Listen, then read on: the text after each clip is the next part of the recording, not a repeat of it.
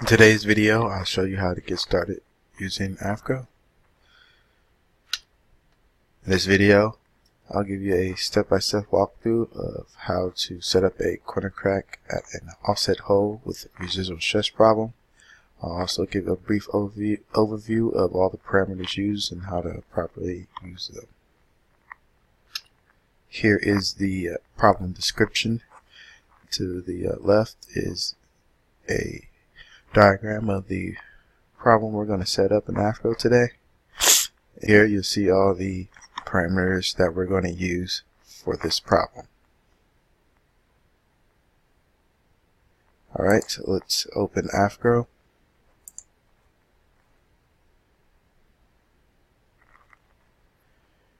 Let's title this prediction. To do that, go to the input and title. Let's title this AFGROW tutorial.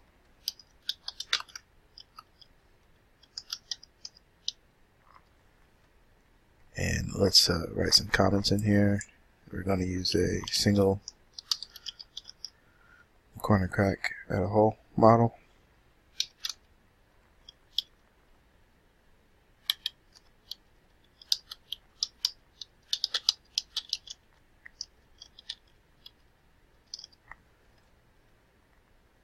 Looks good, and go ahead and select OK. Next, let's input our model. Let's go to input, and then model. I'm going to use a classic model, this prediction. And we need a single corner crack at a hole.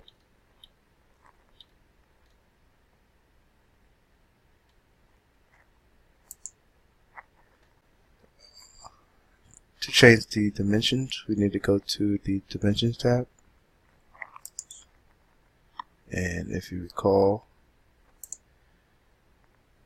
we're going to have a width of 4, a thickness of 0.25, a diameter of 0.25, an offset of 1.5, and 0.05 crack lengths in both the A and C direction. So width of 4, thickness of 0.25, low diameter of 0.25. To set the offset, click this box right here, and then type in our offset of 1.5. And we need to change the crack length in the C direction to 0.05. Next, let's look at the loads. Here's where you can change the percentage of the loads. One will indicate 100% axial.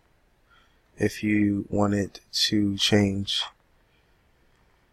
the loading to 50% axial and 50% bending, you would just change that to 0.5 and change the bending to 0.5. For bearing, it's a little different. It uses the bearing stress reference instead of the remote stress. You can calculate the stress fraction by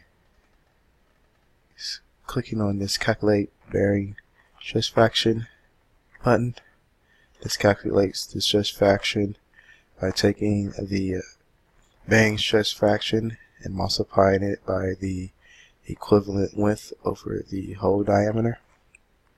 So if we change this to 0 and kept the axial at 0.5 and clicked calculate, you'll get a bearing stress fraction of 8, and that's just taking the bearing stress reference of 0.5 times the equivalent width of 4, dividing that by the hole diameter of 0.25, and you get 8. the equivalent width is useful for a problem with a wide plate. You can use your equivalent width to determine the width where you see the bearing stress. Okay, we're not going to use the bearing for this prediction, so let's go ahead and change that to 0 and enter 1 for 100% actual loading. Everything looks good, and you go ahead and select OK. Here's a brief description of some spectrum terminology. A level is a line that contains a maximum and a number of cycles. The subspectrum is the subset of the input spectrum and must be less than 4 megabytes. A block spectrum is a spectrum in which one or more levels consist of multiple cycles for a given max and min. And a cycle by cycle spectrum is a spectrum with each level that consists of only one cycle. The pass is the crack growth analysis for the entire input spectrum. Once completed, the spectrum is repeated from the beginning. Okay, now we're ready to insert the spectrum. To do this, go to Input and then Spectrum. You can also choose this icon up top to open up the spectrum dialog. We're going to set our stress multiplication factor to 14 and choose Open Spectrum File.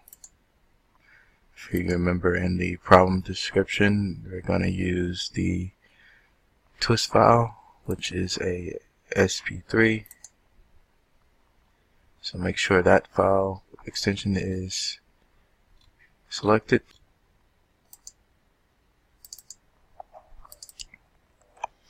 Then double click on the file to open it. Okay, next we're going to input the retardation. For this problem, we're going to use the Generalized Willenborg model parameter.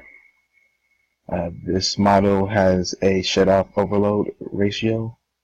Default is 2.5. This parameter is the ratio of overload maximum stress to the subsequent maximum stress required to stop crack growth. The exact value of the SOLR is varied to adjust the life prediction to the max test results. Ideally, the shutoff ratio should be a material parameter. Some of the typical values: aluminum is 2.5 to 3, titanium is 2 to 2.75, and steel is 1.8 to 2.5. This model cannot account for the effect of compression, so an option was added to reduce the overload yield zone by the ratio of the absolute value of the maximum compressive stress applied to the current overload maximum stress. This option can be disabled by the user if you desire. So let's go back to AFGROW, and to set the retardation, we go to Input again, retardation, and we're going to use the Willenborg model. Here's where you can set the shutoff overload ratio. And if you recall on the problem description, the ratio we're going to use is 2.8. And here's where you can disable the adjusted yield zone size for compressive cycles. But for this problem, we're going to keep it checked. Okay, let's select OK. Next, let's set the stress state.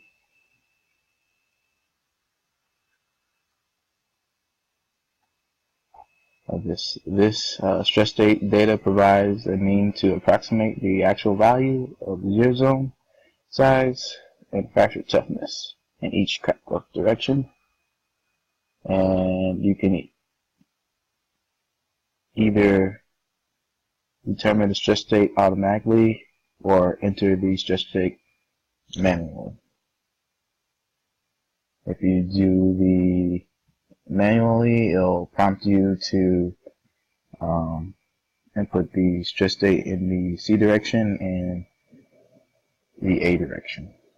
But for this case, we're going to use the automatic option. Go ahead and select OK. Next, let's set our residual stresses. Some background on residual stress input. For 1D, you can either use the wave function method or the Gaussian integration. For this case, we're going to use the 2D case, so we're going to be using the Gaussian integration method. The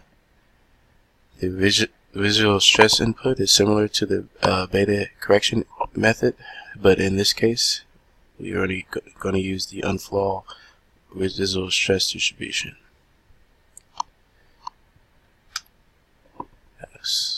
The Gaussian integration method in AFGROW uses the integration points for each crack growth direction at user-defined radial distance from the crack origin. The residual K value for each crack is determined using the linear interpretation between points. Some issues with the Gaussian method: it's somewhat sensitive to the change in slope between integration points. To gain reasonable results, it's important for the change of slope to be less than the absolute value of 600. Some tips when creating a residual stress distribution: keep the slope changes between integration points below absolute value of 600. It is generally helpful to include multiple points for a uniform stress distribution to decrease potential interpolation errors in the result stress intensities. And it's important to add 2 additional integration points beyond the maximum expected crack length. Here is the residual stress distribution that we're going to use for this problem. As you can see, we added 2 additional points beyond the largest crack length in both directions. Go back up and go to input again. And now we need to go to residual stresses. And we have 14 sets. Go ahead and click that to 14. And to copy the entire table, you click on sets on the upper left, and that will highlight the entire table. Then you right click and you can paste the table that I just copied it into AFGROW. Okay, that looks good. So go ahead and enter OK. Might want to add that you can also directly enter the residual cases if you have them, instead of using the stress distribution. Now we're going to set our predict preferences. To do that, go to predict and preferences. Some background on the growth increment. There are 3 choices. The first is the max growth increment. It has a limit of 0.25 to 50%. When using a block spectrum, the increment is used to determine the maximum number of cycles in a given spectrum level, which may be used before the stress intensity values must be recalculated. Since the growth per cycle is not linear, stress intensity and crack growth rates must be recalculated at some crack length increment. When using a cycle spectrum, the increment controls how often AFGROW runs the internal routine to determine the alpha values that are used to determine the stress intensities. Below is this shows how AFGROW calculates K in terms of A. The second is the cycle by cycle spectrum calculation. This has a limit of 0.25 to 5%.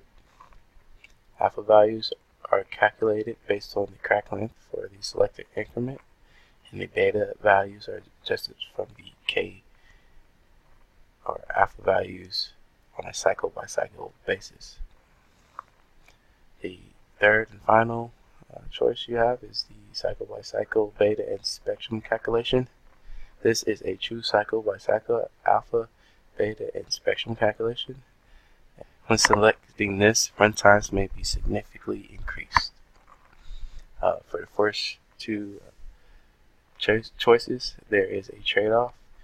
The higher the increment, the faster the runtime, but this may also decrease accuracy. Now let's go back and open AFGROW, and we're going to use the cycle by cycle beta and spectrum calculation. And once you select that, you'll get a warning. Cycles by cycle calculation can significantly increase a calculation runtime. Now we're going to specify our output intervals. You have the option to specify the growth increment, and we're going to increase it from the default value of 0.01 to 0.05. And right here is a option to display lifetime in hours. This simply converts past the number of passes to hours. So if you change it to 2, every pass of the spectrum will equal 2 hours. I'm not going to use that for this case, so I'm going to uncheck that box. And next, let's set our output options. You have the option to output the prediction to the screen, a data file, and a plot file, and also a XML data file. Now we're going to choose output data file.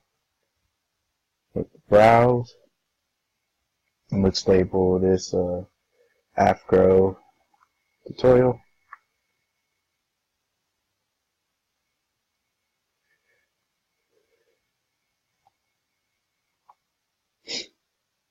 And select open,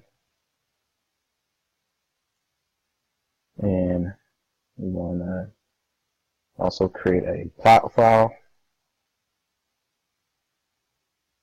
Create, let's name this tutorial plot.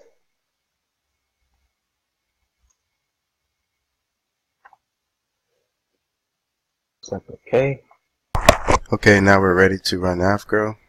To run AFGROW, go to this top ribbon and select the play button and click run. Now we can view the output in the output window down here.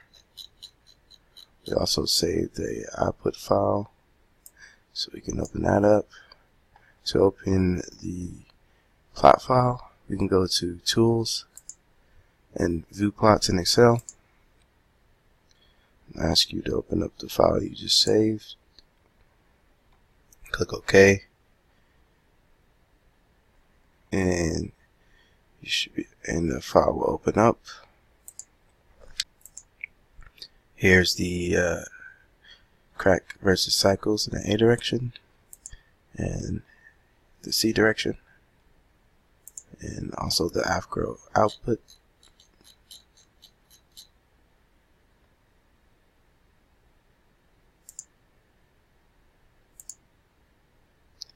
You also view the output document.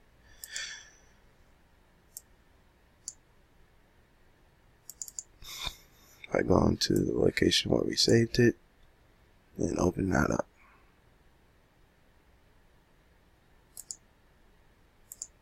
If you go to the mainframe to the left, you see the crack growth rate data plot.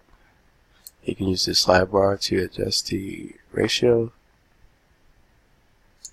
You also can freeze a ratio and then compare it by sliding the bar and adjusting the ratio and plotting them against each other.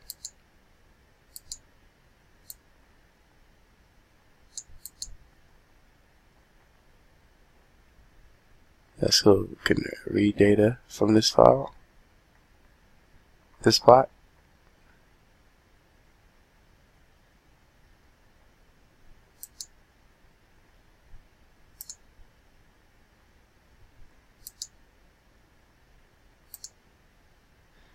And this is to erase all the freezes that you used. There's also a cycle stress strain curve, the status menu where all your prediction parameters, and you can also see the crack length versus cycles in both the A and C direction.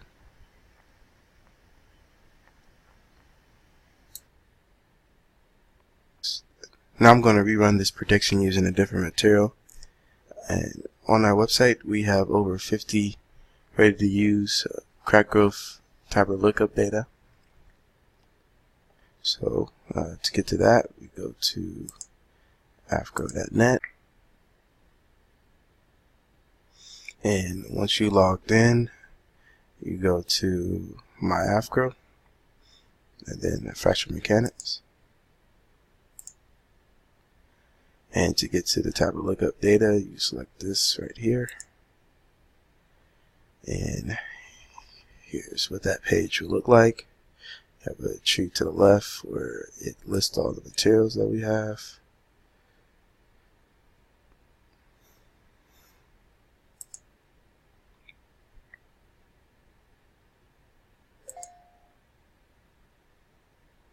Okay, now let's go ahead and pick a similar material that we have already used. So I'm going to go to the aluminum 7000, 8000 series alloys, and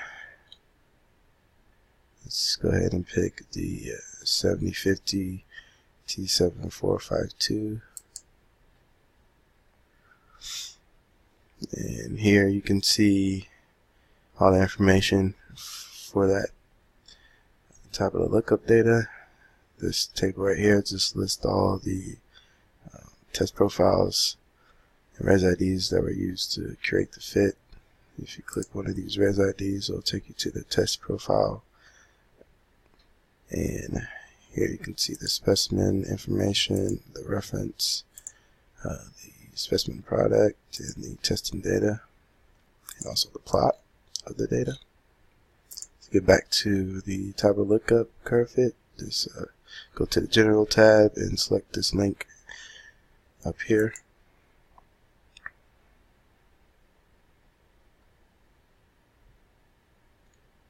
Now this next table will list all the parameters that were set for this lookup file, and the last table is list all the stress ratios that were used to create the fit. To download the type of the lookup file, click this download page up here. Also forgot to mention that you can view the plot, which allows you to see the actual data versus the fit. And you can select data to hide to make things easier to see.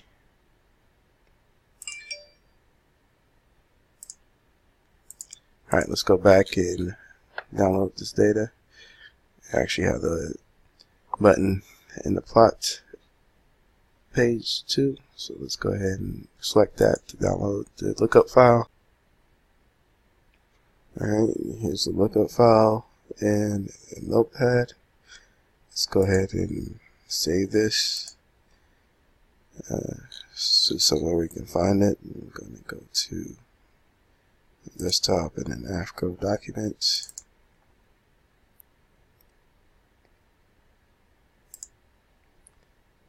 And let's go back to AFGROW and go to input, material, and then tablet lookup.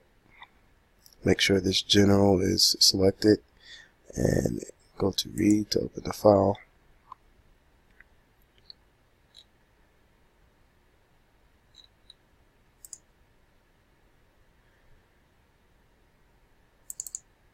And we need to change the file extension to LKPX, and we want to choose the 7050 T7452. To look at the data, go to data set, and here you can see the actual lookup file and all of the parameters. That looks good. Go ahead and select OK.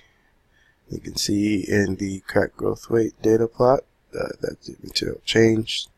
You can use the slide bar to change the ratio.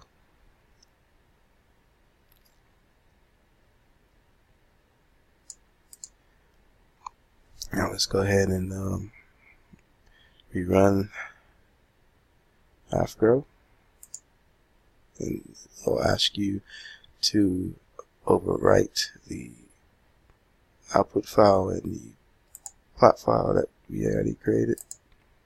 Go ahead and select OK, and then you can go ahead and view the output. Okay, now let's go back to the crack length versus cycle plot. Before rerunning this, I selected the overlay on the upper left of this plot, and that saved the previous run. And you can see the difference between the two materials in terms of life and cycles.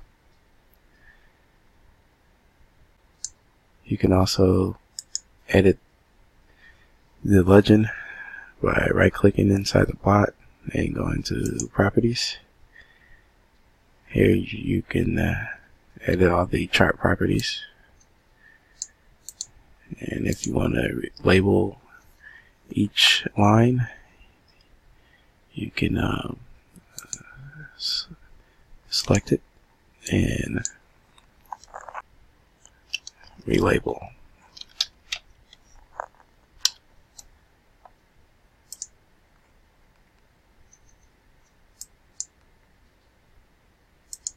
Okay, that's all for this tutorial. For more information, visit afgrow.net or contact us at 937-438-0300. And you can also email us at info@lextechcentral.com.